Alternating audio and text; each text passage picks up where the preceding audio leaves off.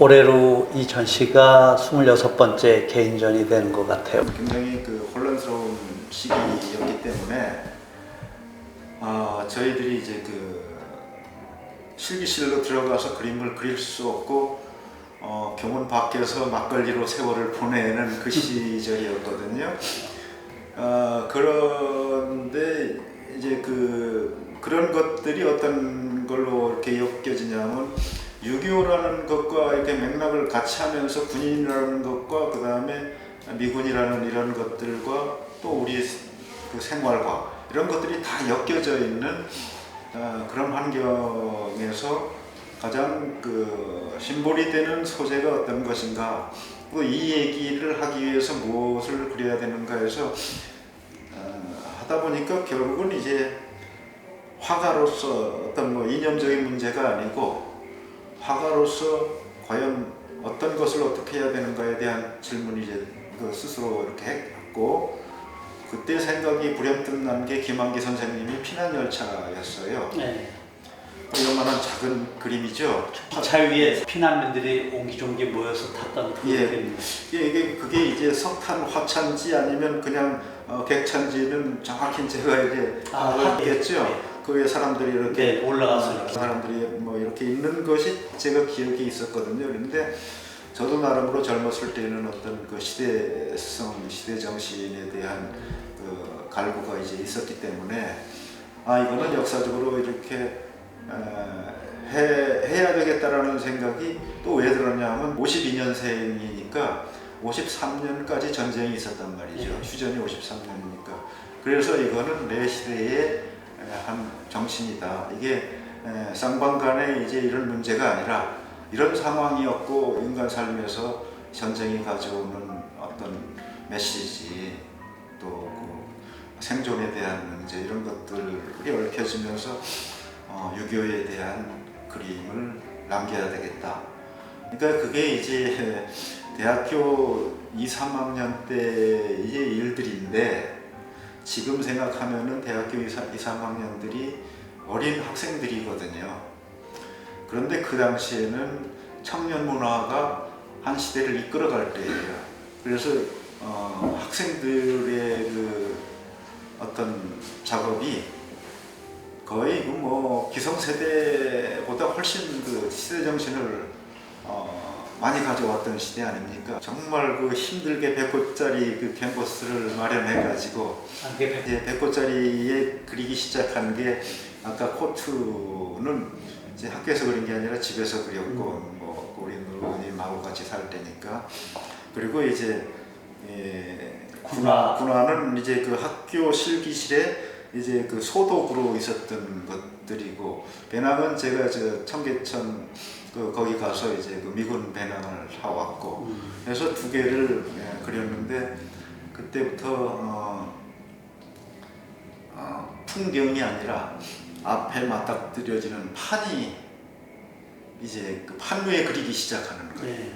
사각형의, 물론 캔버스지만 이게 풍경적으로 거리가 이렇게 전개되는 게 아니라, 원근법에서 전개되는 게 아니라 한 판이 있고 그 위에 어떤 사물을 얹혀놓고 그것이 무엇이냐를 그때부터 이제 추적해 나가기 시작한 거예요. 그래서 배낭을 이렇게 그렸는데, 배낭 멜빵이라고 그러나 이렇게 짊어지는 끈들을 캔버스에다가 다 이렇게 묶어서, 그러니까 결국은 캔버스 위에 배낭이 하나 이렇게 묶여져 있는 거죠. 평면 위에. 그거를 그리면서 이 배낭이라는 것이 과연 무엇을 우리에게 주는가. 그래서 이게 이제 6.25에 대한 어떤 출정, 전쟁이 일어났으니까 한 인간이 가야 되겠죠. 그 다음에 이제 군화라는 것은, 군화가 자세히 보면 굉장히 뜯어져 있어요. 근데 그 바지는 어떤 바지냐면은 드럼통 바지예요. 6.25 70년 기념으로 이제 서울 현대미술관에서 전시도 하고 그랬어요. 그랬는데 그거를 남긴 것이 굉장히 저한테는 의미도 있지만, 또 하나는 그 후에 전개되는 그림들이 어떤 모체가 되는 겁니다. 그리고 이제 그것 다음으로 이제 나타나는 게 이제 코카콜라도 그렸어요. 코카콜라도 이제 파란색 쪽, 그것도 이제 저는 중요한 메시지를 꼭 그려야 되겠다 하면은 힘들게 100호짜리를 어떻게 마련해요. 했어요. 가만히 보니까. 보통은 이제 그 자그마한 뭐 판 위에도 그리고 이제 뭐 쓰다 남은 위에도 그리는데 요거는 내가 남겨야 되겠다라고 할 때는 힘들지만 큰 100호짜리를 꼭 마련해서 그렸어요. 군화나 배낭이나 혹은 뭐 코카콜라 병 이런 것들을 그렸던 당시에 고영원 선생님의 어떤 의식 속에는 그 유교라든 혹은 뭐 시대적인 어떤 상처를 상징하는 이런 것이었다고 봐야 되나요? 아니면 어떤가요? 저는 그 시대가 제가 선택한 시대도 아니고 어쩔 수 없이 다가온 시대란 말이죠. 그리고 근대 미술 국전 이런 것들이 저는 조선 시대 말기 이후에 이제 한일 합방이 되고 일본의 이제 일본 압제 속에서 살다가 그 다음에 해방이 됐지만 어떤 문화 미술은 거의 그 일본색이 이제 너무 강했.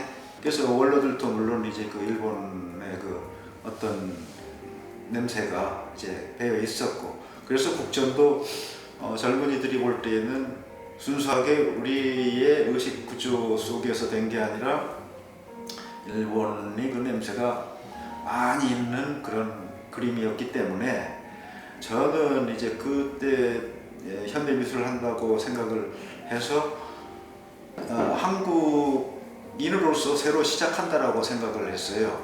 그래서 선을 그은 거죠.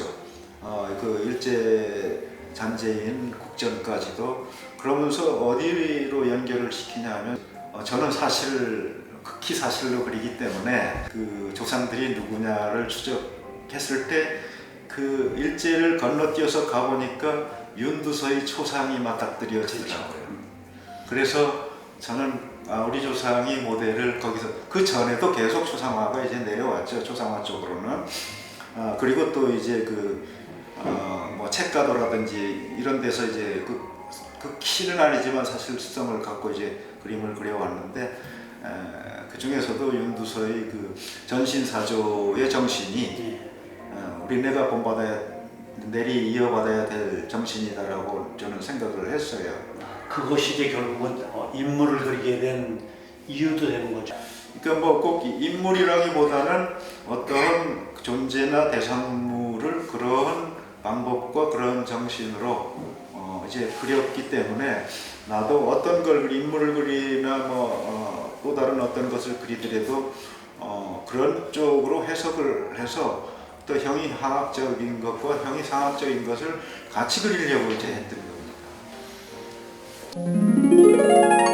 이번 전시에서 아마 가장 그 대표적인 작품으로 손꼽을 만한 그런 극사실의 아주 대형 작품인데 이 작품을 제작한 시기는 대략 언제쯤 되는지요? 이 그림은 한 재작년부터 이제 이거를 이제 시작을 했는데 스케일이 이제 좀 다른 그림에 비해서 있죠. 그는 제가 아주 어릴 때부터 화면에 가득히 그리는 그런 쪽으로 그림들을 그려왔어요. 그래서 그 작은 항아리를 보는 것과 저 항아리를 보는 것에 대한 힘, 파워라는 것은 엄청나게 차이가 있고, 또 같은 항아리임에도 불구하고 틀린 항아리가 돼버려요. 이게. 그래서 저는 보통 이제 크게 그리려고 그러는데 시간이 워낙 많이 걸리기 때문에 이런 작품, 이 정도의 크기 작품들은 그렇게 많이 나오지는 못합니다. 제가 꼭 이렇게 마음 먹고 이렇게 할 때에 이제 이렇게 크게 그리고, 또 이 그림은 뭐 나중에도 종합적으로 이렇게 언급이 되겠습니다만은 시간에 대한 문제를 이렇게 얘기를 하는 거예요. 저기서 보면은 항아리가 이제 기우뚱하게 있는데 이거는 뭐 옛날에 만들어진 그 신의 조화에 의해서 만들어진 거고, 저 항아리를 만들고 난 다음부터 만들 때부터 저러한 그 흔적들이 지금 나옵니다. 흔적들이 원래 그 항아리를 만들 때부터 나오는 것도 있고 200년 전에 만들어진 흔적들이거든요. 그리고 한 100년쯤 지난 다음에도 어느 누군가가 저 항아리를 운용을 하면서 이렇게 스크래치가 난 거예요. 흔적들이 또 남아요. 뭐 인생도 이제 그런 흔적이 있듯이. 그리고 또 어느 부분은 몇 년 전에 이렇게 그 스크래치된 그 긁힌 흔적들이 또 있어요. 그래서 저 항아리는 200년의 시간과 200년의 삶을 포함한 그런 그 개체라는 거지요. 그런 의미에서 우리도 저 항아리가 무엇이냐라고 할 때에 200년 전의 항아리가 그냥 저 항아리다가 아니라 200년과 어제까지, 제가 어제는 아니지만 저 그림 그릴 때까지의 그 시간 속에 있는 게 저 항아리다라는 거죠. 그래서 시공이 저한테는 굉장히 중요한 겁니다. 궁극적으로 고영원 선생님은 조선시대에 한항아리를 통해서 당시의 도공이 그 도자기를 만들던 시점에서 오늘에 이르기까지 그런 시간의 세계를 아주 큰 작품 속에 담아냈는데, 역시 이러한 그 다소 작지만 이런 도자기에도 그러한 정신이 함께 다 어우러져 있는 건가요? 이 그림은 이제 그 청화 백자인데 제목을 지을 때 제가 좀 고심을 좀 했어요. 그게 뭐냐면은 모란이죠. 그 다음에 항아리죠. 모란 항아리라고 제목을 지어버리면은 그냥 우리가 관념적으로 보는 그런 항아리가 돼요. 근데 저는 이 항아리를 조금 더 분석적이고 또 어떤 자아를 이렇게 찾아나가는 회상적인 그림으로 이렇게 생각을 해서 모란, 잠시 쉬고 다시죠. 이제 점 찍고 항아리, 이게 이제 제목입니다. 그래서 그러니까 모란 항아리라고 우리가 적당히 이제 넘어가야 될 어떤 개체를 너 자체가 어떻게 구조되어 있고 어떤 것이 결합이 돼서 너가 됐는가라는 것을 보려고 했거든요. 그래서 여기서는 모란과 항아리를 분리해서 한번 보자. 그런 의미에서 이 항아리를 그렸습니다. 결국은 이제 모란 항아리가 이제 우리 보통 사람들은 생각을 하지만은 한번 본연의 자세로서 본질을 한번 보자라는 그런 뜻에서 모란 그리고 항아리로 했습니다. 그럼 이런 그 모란 항아리를 선택할 때 어떤 기준으로 선택을 해서 화폭에 옮깁니까? 그거는 제가 어떤 그 형식적인 말로 얘기할 수 없는 거고 거의 그 직관에 의해서 이렇게 선택이 되거든요. 예를 들면 이 항아리를 제가 이제 어느 분한테서 빌려왔는데 그림 그릴 생각이 없어요. 그런데 어느 날인가는 이 항아리가 그렇게 그리고 싶어지는 거예요.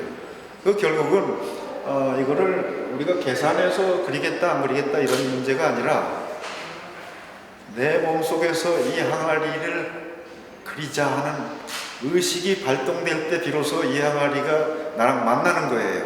그러니까 사물을 보았을 때, 도자기를 보았을 때 그런 욕망이 직감적으로 그리고 싶다, 그려야 되겠다 이런 것들이 떠오른다는 말씀이시죠? 그렇죠. 이제 어떤 그 물질적으로 이렇게 봐서 그걸 어느 정도 해석하고 이렇게 계획하는 게 아니라 거의 마음으로 직관적으로.